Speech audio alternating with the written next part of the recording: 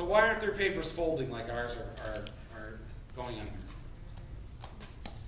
European, Japanese, other countries, most of their newspapers, the primary source of their funding is circulation. Advertising is second. In our country, advertising is the primary source of funding. Circulation is second. Anytime you say that the people who read your newspaper are secondary to the business community, you've lost. And eventually, you're not going to survive at that point when your primary concern is the advertiser. In Europe, they know in order to keep circulation up, they better put out a damn good newspaper. They better put out something that people read, and they better not cut too many reporters, because if certain beats aren't being covered, people aren't going to read the paper. So I interviewed David Simon, who used to work at the Baltimore Sun, and of course did the Wire and other projects. And he was talking about way back in the early 90s when he left, when he was bought out, and they were trying to downsize the Baltimore Sun. They got rid of the courts beat. They got rid of the crime beat. They got rid of the labor beat. They got rid of the poverty beat reporter.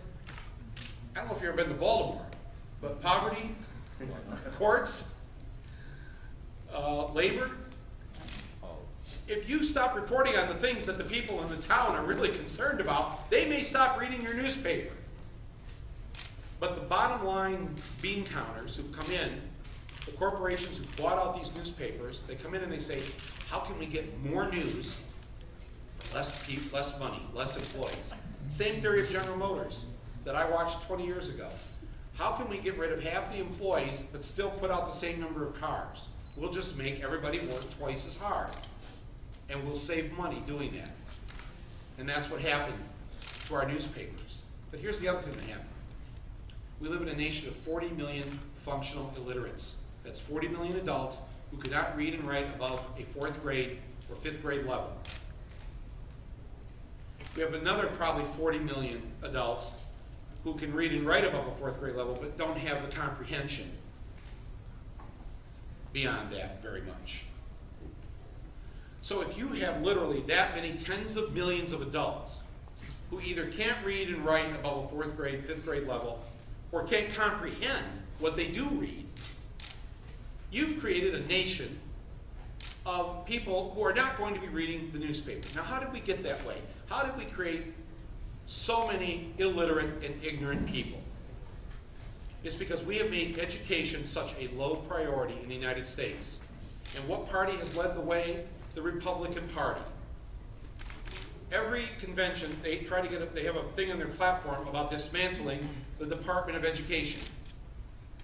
Americans, right? They want to get rid of the Department of Education. They hate the teachers union. They give it as little money as possible.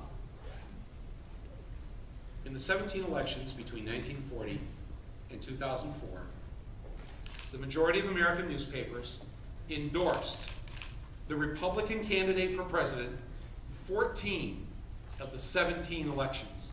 14 of the 17 elections, the majority of American papers endorsed the party that was going to cut back on the very thing that their readers needed in order to read the newspaper, which was literacy and education. These newspapers slit their own throats by siding with the group of politicians. I mean, it would be like General Motors funding candidates who promised to get rid of driver education.